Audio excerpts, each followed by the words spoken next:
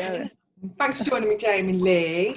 So I invited you here just to talk about your experience of working with me and your fat loss journey.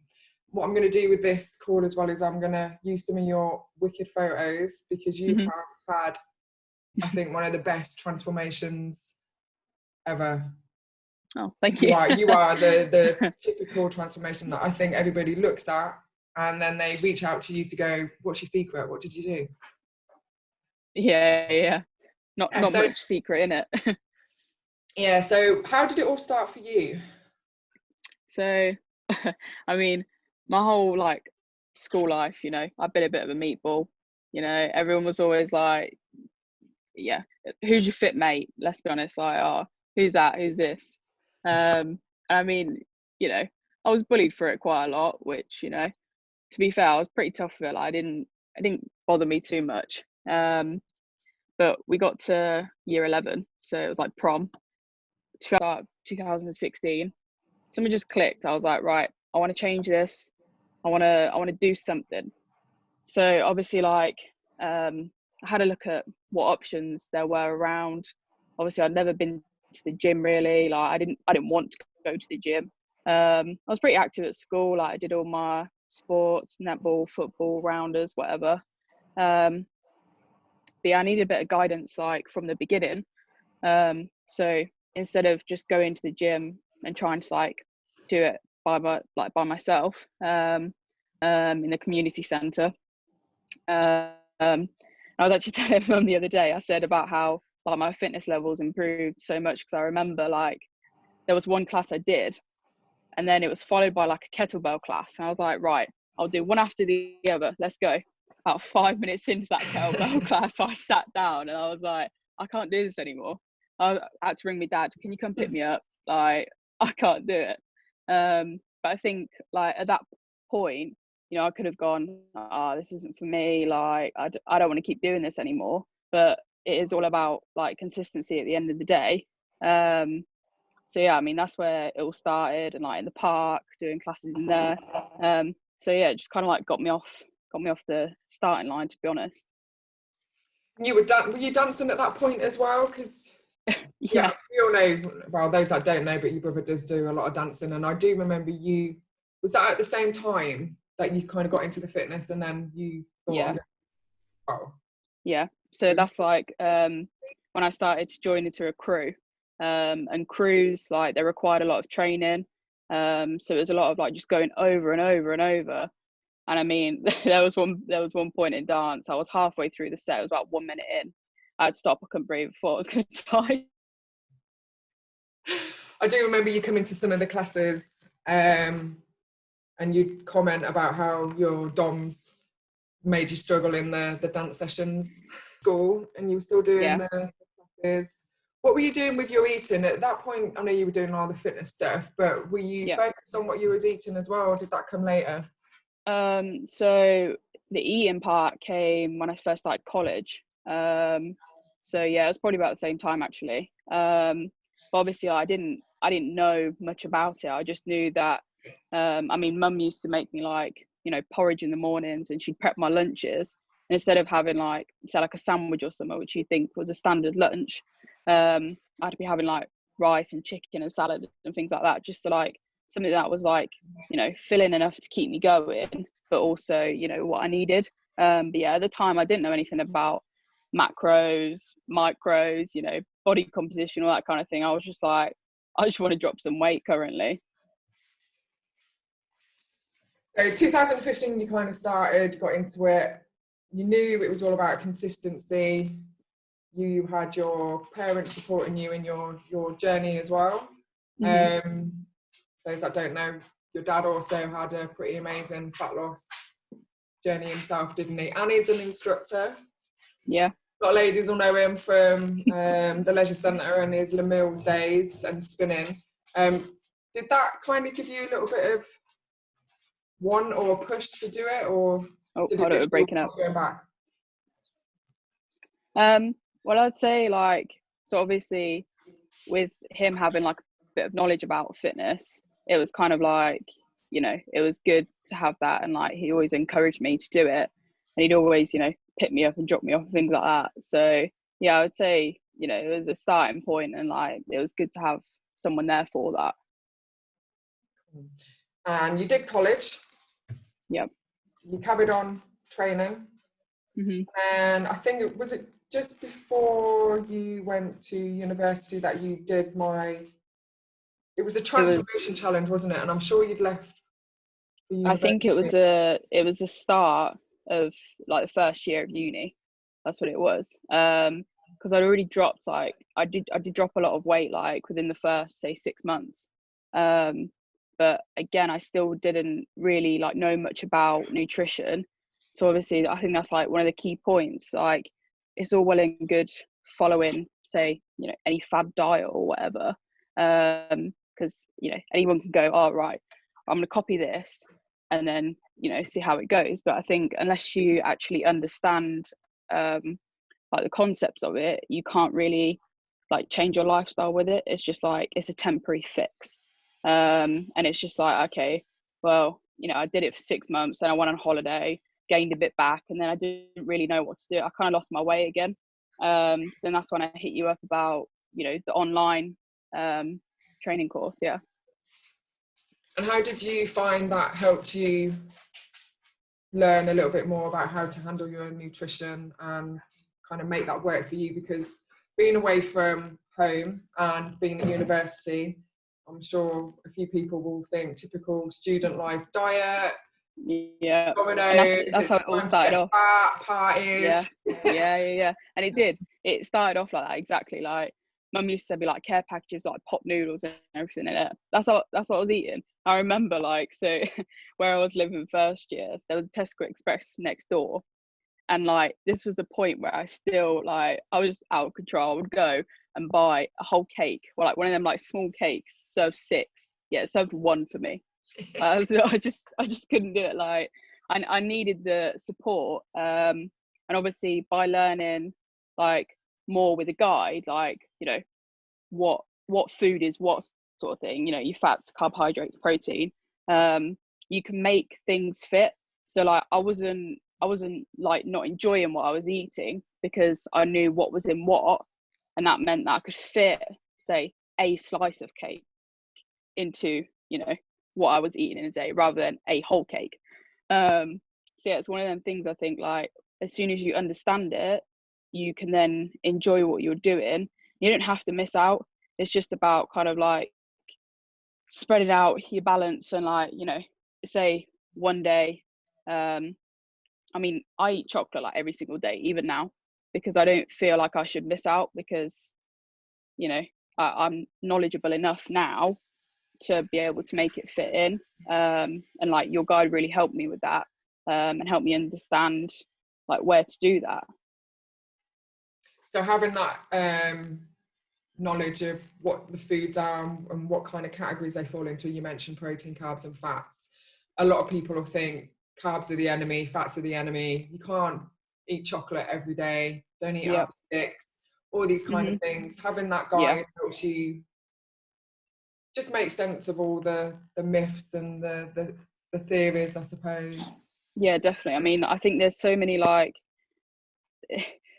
companies that try and sell so many different things for fat loss to, like, you know, people that are desperate for a quick fix. You know, everyone is.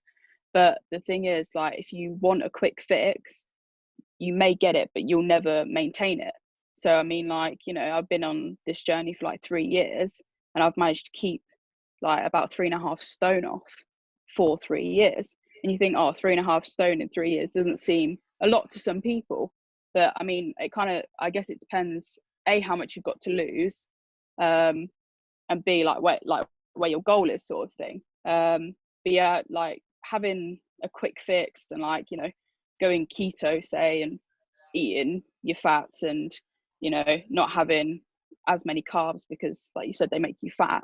Again, like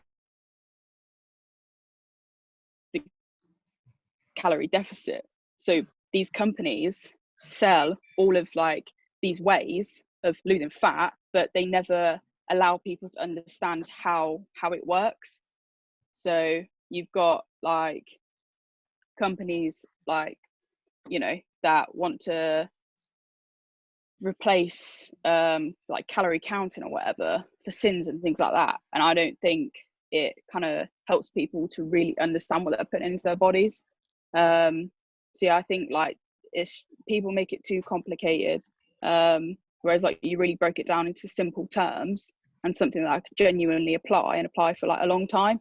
And then after that, it's not easy at all, but it is simple. And I think, yeah, you really helped me to understand that. And the slow process is a good process. Yeah, exactly to that. maintain results. Yeah, 100%. And so I think that's now, like, it's 2020 now, so that's like a 5-year journey for you. yeah. 3 years at university, and you are really into your exercise. You were beast in the gym. Did a it was a powerlifting competition. Yeah. Do you find that we'll call it that. you did an in-house gym comp, and it counts. You're an absolute beast. Yeah. Did you find your nutrition? Yeah. Yeah. Did you find you were eating in a different way when you were training? Do those honestly at first. So I remember messaging you, so like literally like probably at the start of this year, maybe the end of last year, being like, look, there's this guy like in Nottingham that I'm like trying to, help me program. That was sick, like loved it and everything like that. But like at the same time, like I was trying to build strength but also kind of like lose weight as well. And they were saying like really low carb, and like even I think I was on like 130 grams, which isn't even that low in terms of like what low carb diets would do. But for me, like I'm wanting to eat like 200 to 220 grams of carbs a day because I need it. So I remember messaging you being like, oh my God, I'm so hungry. I don't know what to do. Like, what the hell is going on? Because, I was being told that, that should be enough. But obviously the intensity of my training was nowhere near enough. And even at that point, like, I understand the macronutrients, but I didn't, understand. I was like, oh, I'm feeling so tired. Like, I just ache all the time. I can't concentrate.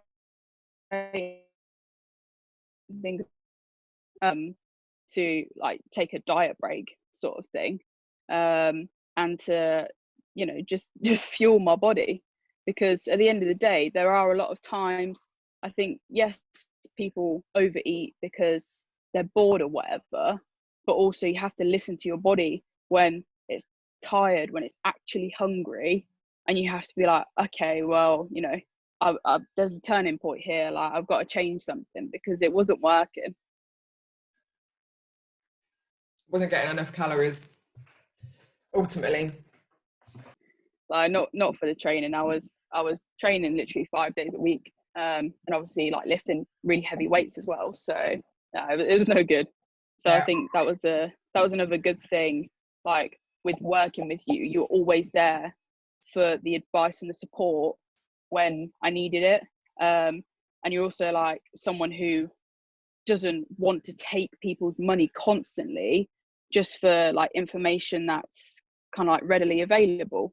So I think a lot of people can like hold it as if it really is a secret, but it's actually not. So I think again that shows a lot like how much you care about actually helping people and like supporting people, giving people simple information to help them understand the importance of food and why they eat, as well as why they need to eat certain food groups. And I think the biggest thing as well for a lot of people is negative attachments. You mentioned sins earlier, popular diet, and having that negative attachment to certain food groups when those actual food groups were the same. And I think a popular one recently was the avocado being demonized, and you shouldn't have that, but you could replace it with some processed junk food. And it's food, it's energy, It's needed to fuel and make you feel good, stop you feeling tired, enable you to train. So yeah, for me, it's about educating people so you have all the information that's going to help you get success. Mm-hmm. And for me, you are one of the best successes that I would want to share, because you did it slowly. You constantly asked for help when you was a little bit unsure, and is this something that will help people, or is it just some kind of MLM shit that I should stay away from? And you're also an inspiration as well. You know, you've had a massive fat loss transformation. You got into fitness, so you know, Who would have thought it? your daily life. And yet, if you go back to 2014 and somebody turned around to you and went, Jaime-Leigh, in 2020, you are not going to look like that. You are going to lose all this weight. You've been like, nah, mate. 100%. I mean, I hated things like, even like orienteering in PE, because they made me run. I don't want to run. It's just, even now I don't want to run. And I think again, that's the part of like enjoying it. So I never forced myself to do something I didn't enjoy. So like, you know, I mean, this lockdown, I did 1 5K run, and I will hold on that like for the rest of my life. I will never do another one, but I'll hold on to that. But like, yeah, I think the key point is to like keep doing things that you enjoy. So if that's walking, go for a walk. If it's, you know, HIIT training or weight training, whatever. But I think another thing with you personally is that, yes, you give, you know, the simple basic information that people need, but you also tailor it to their needs. So, you know, say someone comes to you and say, oh, I've got this injury, or this is my lifestyle, you know, I've got a busy lifestyle, because I had a busy lifestyle. I was at uni, and you know, you really helped me to like fit things in and like fit things around. And I think that's another thing, like a lot of people provide things that are like one size fits all, and it's not that at all. And I appreciate that you like really understand that, and that you help people with that. Oh, thanks, Jaime-Leigh. It was about you, and it's turned into yeah, it is part of the process, and one size doesn't fit all, because you're not the same as me, so what I do would not work for you. Yeah, so that approach is really important. You have to tailor it for the individual that you're working with. And that kind of leads into what you were studying at university, because you did psychology. And again, it's people's enjoyment as well as their kind of belief and self-image, and how that also impacts on their food. You were lucky because it didn't affect you when you was at school. You kind of brushed off the whole meatball nickname thing, and you know, it didn't phase you at any point in your journey. I'm gonna dad, don't worry, it carries on. Yeah, at any point in your journey, if you had that negative like self-thinking. 100%. Yeah, I think like, I don't think anyone could possibly go through it and 100% say I never felt bad about myself, or I never felt this or felt that. I think another thing as well, like, I mean, I've stepped on the scales a few times and it's really bothered me, but again, it's one of them, it's like, why has it bothered me? And you know, like one of the first things you said to me was about like taking photos and taking measurements, and yes, maybe keep an eye on the scale, but not relying on that for, you know, your progress, because all it tells you is how much you weigh. It doesn't tell you how much fat, how much muscle, how much, you know, bone density and things like that. And I think people get like really caught up on it. And again, when I first started, you know, I set myself goals for like weight and things like that, but I think it's important for people to understand that you can set a goal weight, but that you may not necessarily be happy at that weight. Because like I had, so I've still got a note in my phone saying about like end goal weight 65 kilos. I got there and I reached that, and I was like, okay, cool, now I want more. And you always want more. You're gonna always want to like do something better. So I think it's really important not to rely on that, and also to note that, you know, someone at 65 kilos can look completely different to you at 65 kilos, because everyone's body composition and like weight distribution is completely different. So yeah, I think it's important not to get hung up on it, and also not to give up, because there's so many times that I've been like, oh, I could just sit there and eat my feelings. But I think you've got to kind of like then look back and reflect at your goal. Like, what is your actual goal? How will it make you feel? Can you deal with it in any better way? So, you know, I mean, for me, like, meditation helps me when I'm feeling really overwhelmed with feelings. I'll just sit there for 10 minutes, just breathe and whatever. And it kind of like, it just refocuses and resets your mind, so that you don't just rely on food. Because obviously, like, food is a positive reinforcement. You know, it sets all your dopamine, serotonin off in the brain and whatever, and you get happy from it and you get pleasure from it. And that's when you want to keep lighting up that reward pathway. But trust me, like, there's been times where I've also like restricted myself so much in terms of like calories or like cravings or whatever, where I've then just had a massive blowout and I felt like absolute shit after. I did.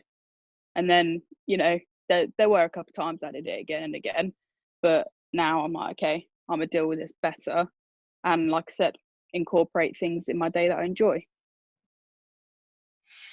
Just allowing yourself to feel and learning from it. And again, I suppose I think I put that in my fat loss guide. Just because you've slipped up, or you know, it's not sabotage forever, it's one moment and you're human, it's normal, you get to try again.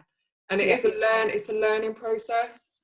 And you learn to, okay, you got into fitness, you learned to educate yourself about food, and you reached out to get help for that. You'd ask questions throughout your transformation journey. You've also learned to accept your negative and your positive feelings and manage the negative feelings and thoughts a little bit better. Mm-hmm. If you were to be asked now the best way for somebody to lose 2 stone, what would you say to them now? I'd say take a steady approach. Know that it won't happen quickly, and that if you don't see results within your first 2 to 4 weeks, you know, keep going, because consistency adds up.